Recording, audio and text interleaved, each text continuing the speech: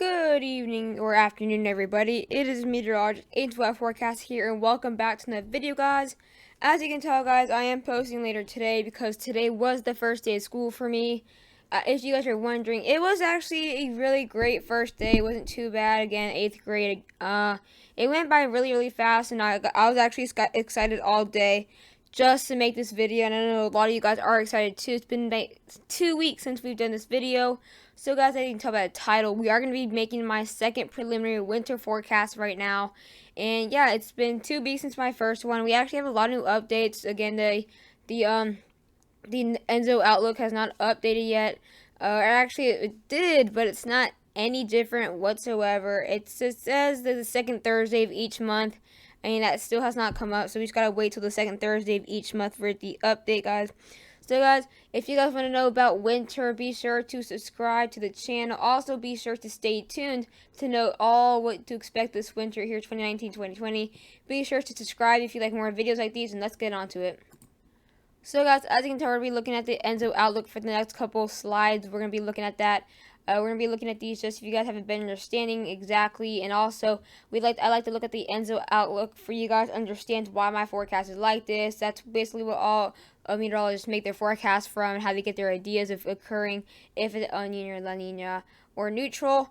So guys, we're not going to be looking at the summary today because we already mostly know what the summary says, and it hasn't changed a lot. I'll just say slightly in my own words what exactly it is.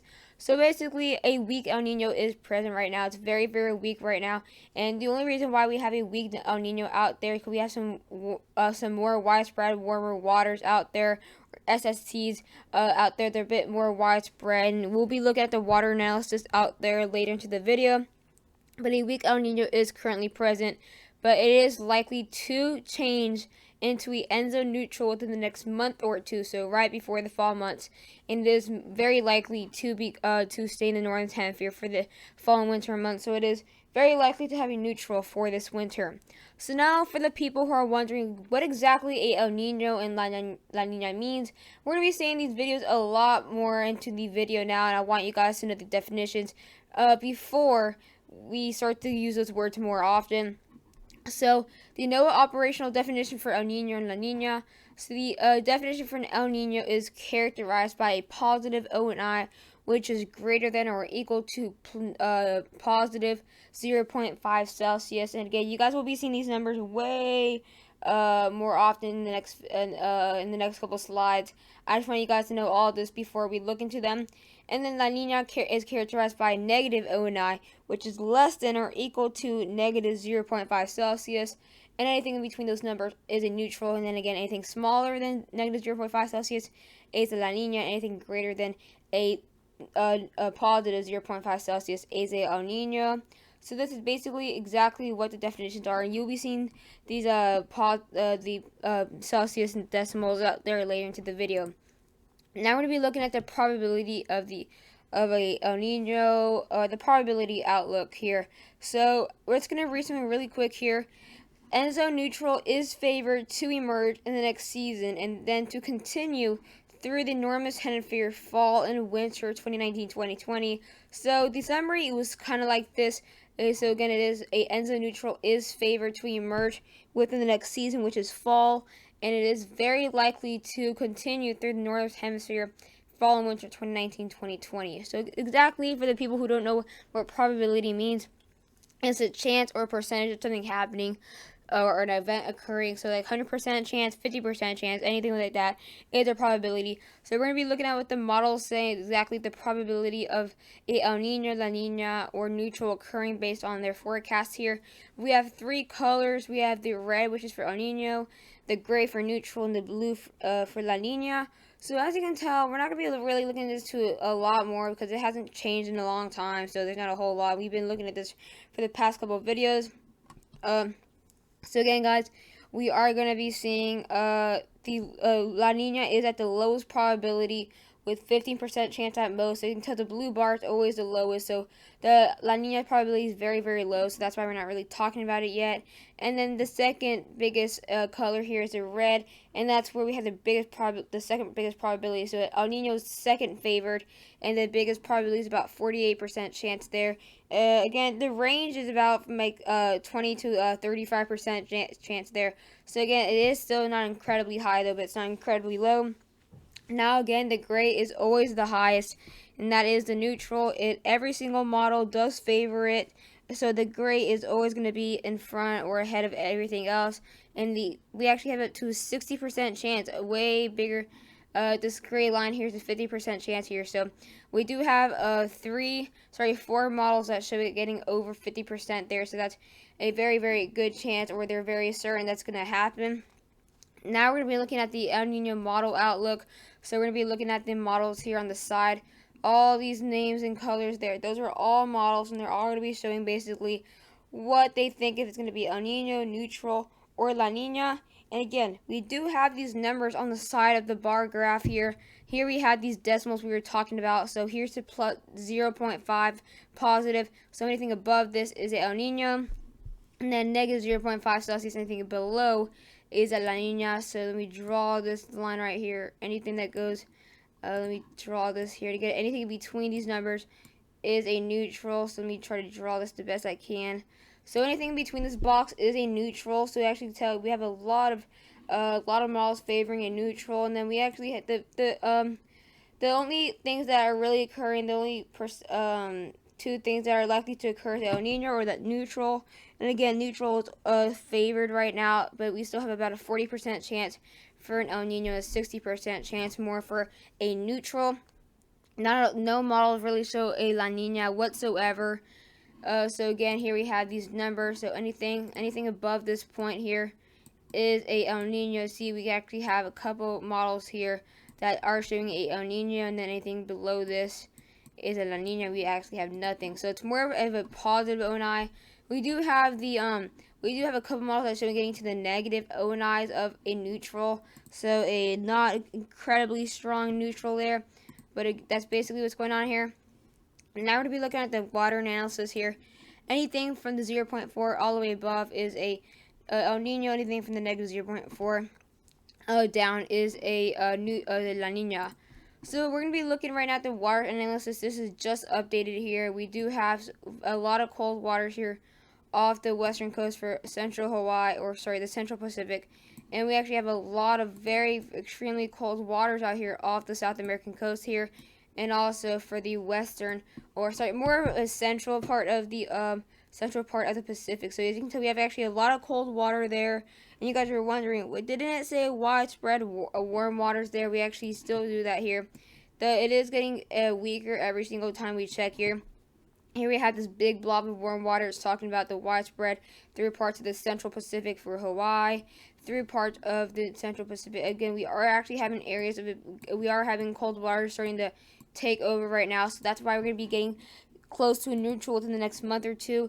And also, the only reason why we really don't have an El Nino or a very strong one is because it's very, very widespread area of cold waters. We are supposed to have cold waters off the coast of South America, but not so widespread. And also, we actually just have it very unorganized. We have a lot of cold water here. Let me circle all the cold water. We have cold water, but it's not enough. And then we have the warm water, but it's not enough. So we don't have enough warm or cold water. So it's kind of weird to really explain. So now, let's look back. Oops, guys, I'm sorry, but let's go back now. We're going to be looking at what the El Nino pattern brings. I know we look at this a lot. I know a lot of you guys know, but for the new viewers who don't know exactly what these pattern brings, since you guys just learned really the definition, we're going to be showing exactly what it brings here for the United States. So it's going to bring in the subtropical jet stream right here, and that will be bringing some wet conditions for the Southwest. So if you live in the Southwest or anything, and that's when you really want rain, you might want to favor an El Nino for that wet conditions there. It could be chilly at times there, so that's what you're going to favor for some cold condition there for the Southwest there. And then as it goes more to the east, it will bring in some cool temperatures in the blue. So if you anywhere from the South Central to the Southeast here, and you guys are wondering, doesn't El Nino is more of a deep South, not like a Tennessee, Carolinas thing. It's more of the deep South, so Louisiana, parts of southern Texas, all that. And that's what you're favoring. If you live in the deep South and you want cold air, you are favoring El Nino, because neutral still brings in a good amount of snow here for the Appalachian Mountains right here. And then it brings the opposite condition. It brings in some warmer conditions out here for the northern plains. and Midwest, and dry conditions for the Ohio Valley. And now we're quickly going to be looking at the La Nina here.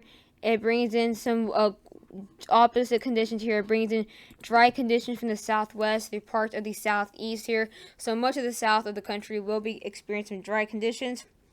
And then if you're in the red, even from South Texas to the southeast, we could be expecting some warmer weather here. Not, you could maybe have some dry, but also warm. And then we're also going to bring in those wet conditions for the Ohio Valley, Pacific Northwest, and cooler conditions for the for the northern plains. So if you want cold air in the northern part of the United States, you will want a La Nina. Alright guys, time to look at my forecast now. First, I'm going to be looking at the precipitation. Has actually changed a good amount. The thing was with the precipitation, it changes the most every time. This is the amount that changes the most. So again, this is for the averages. This is not what you're going to see every single day. This is the average all the way from November through all the way through parts of March. So we will be seeing in this first shade. So look in the bottom part of your screen, the bottom left part of your screen. Those are going to be above average shade color. So if you're in the first shade, that first very light green color there, if you were in there, you will be seeing slightly above average precipitation. So all the way from parts of the mid-Atlantic through the eastern coast for the southeast, all the way to the Ozarks. But guys, this will change a whole lot, so don't really trust the precipitation right now. You could really trust for this for now, but don't really expect this to happen from now on. We'll have a lot more in the updates. And now we have two areas here in the second shade of green. So if you are in the second shade of green, that is where you'll be seeing above average precipitation. We can have, I believe we can actually have some above average precip here for the Appalachian Mountains. I really think that will happen. Again, it could change, and I feel like we could be seeing more precipitation for the South Central too. And I don't know if you guys heard me in my live stream yesterday. I believe we can see some colder temperatures moving to the deep south now. And then I don't know if you guys really see this color. It's very, very hard. But we have the first shade here for the if you are on this yellow line here. I really don't know if you guys can actually see the first shade. It's very, very hard. I apologize. But if you're anything here, you are in the first shade, and that's actually slightly below average precip. So just find your area there. Now we're going to be looking at the temperature. Again, many of you guys are familiar with these type of colors. So again, look at your shade. If you're in the first shade, if you're in the very, very light blue, you are in the slightly below average temperatures. So all the way from the Dakotas through parts of the plains, all the way to Texas. As you can tell, I think we should have colder air through Texas now. That's more confident. I know 2 weeks ago I didn't really believe that, but now I feel like we could. Then now for the deep south, I think we should have slightly below average now for the deep south in the light blue. Now for the second shade, and also, sorry guys, and the light, I think we'll be seeing slightly above average temperature, or below average for the Maine and New Hampshire area. So again, it does look like we could have slightly below average temperatures there for Maine. Now for the second shade of blue, that is below average now. So that's more of a that's going more east every time. It is going more north every time. So I feel like we could have below average temperatures for northern Michigan, northern Minnesota, through the Dakotas, Nebraska, Oklahoma, parts of Arkansas. Even if you live in all the way to the deep south, if you live in Mississippi or Georgia, all the way to the mid-Atlantic coast, you can expect below average. Not slightly, but below average. And that could go up slightly through parts of the mid-Atlantic coast. I know it's hard to see there, but over here we do have some blue, and that actually goes all the way to the parts of the New England area. I think we expect some colder air now to go to the New England area. And now it's time to see who will have the coldest winter based on this. If you are in the darkest shade of blue, you will be seeing possibly way below average temperatures. Again, this could change, and so that's for parts of Michigan, Wisconsin, parts of central Minnesota, southern parts of Nebraska and South Dakota, through the Ozarks and parts of northern Tennessee, all the way through the Appalachian Mountains and Ohio Valley, through the areas of the Northeast. And now for the first, we actually will have a shade of orange, a slightly above average temperature for the Southwest, so it won't be incredibly hot now. You won't really feel it a whole lot though. Now we're going to be looking at my snowfall map, guys. So if you are in the light blue, you will be seeing slightly above average snowfall. I did forget to write it down on this. I really apologize, but again, if you are in the light blue, you will be seeing slightly above average snowfall through parts of northern Minnesota, through Dakotas, through the Central Plains, and actually I think maybe northern Louisiana might be able to get above average snowfall again. Won't be incredibly, when I mean above average snowfall, it's compared to your average, so again, won't be incredibly high though, because your average for Louisiana is like half an inch, I think, for northern Louisiana. And then it goes through parts of central Georgia, through all the way Virginia area. And then I think we could be seeing possibly, if you are in the dark blue, you will be seeing above average snowfall. So I think we could have that for parts of the Michigan area, through Wisconsin there, through parts of St. Louis. I think it could stretch a bit more deep to the south as it gets to the southeast. So northern Georgia, Alabama, much of the Carolinas, of the Appalachian Mountains, and all the way to Richmond. And it goes all the way up the coast. I don't know if you guys can tell, the dark blue goes all the way up the coast there through parts of the New England area. So that's where we see above average. And then I think we will see way above average. Again, this is based on average. The way above average is in the pink, so that's where we can see possibly the most snow there on average. Again, not snowier than everyone else, but just snowier compared to average. And that'll be all the way through parts of the Appalachian Mountains there, and parts of the Ohio Valley. And then I think we could have some, I think we could have some slightly below average snowfall here in the orange. And now for my general forecast, now the moment you've been waiting for. I know it's not the best, guys, but it's what I made. So in the dark green, if you're in the dark green here or here, both sides, I think that's where we can see some chilly and wet conditions. So for parts of the coastal areas of the Carolinas, through southern Georgia, southern part of the Mississippi, and part all the way to Texas and Florida. That's where I believe we can have chilly and wet. Again, it could be chilly still there. That's why we see slightly below average temperatures. If you were in the light blue, I think we could have some snowy conditions. I think it would be cold and snowy. I don't mean going to be like a whiteout conditions, but I just think we could have some above average snowfall there. Again, not most likely for the coastal areas of South Carolina, North Carolina, but more into the central areas and next to the Appalachian Mountains. So if you're in the light blue, you could see snowy conditions. In the pink color, or the pink and red, off the coast of the east coast, I think we could have some blizzards there through all the way from Virginia, parts of Kentucky, southern Ohio, all the way up the eastern coast to the New England area. I think we'd have a lot more blizzards with these nor'easters and blizzards in general. In this purple color through parts of Ohio, Pennsylvania, and New York, I think we'd have some more lake effect snow there.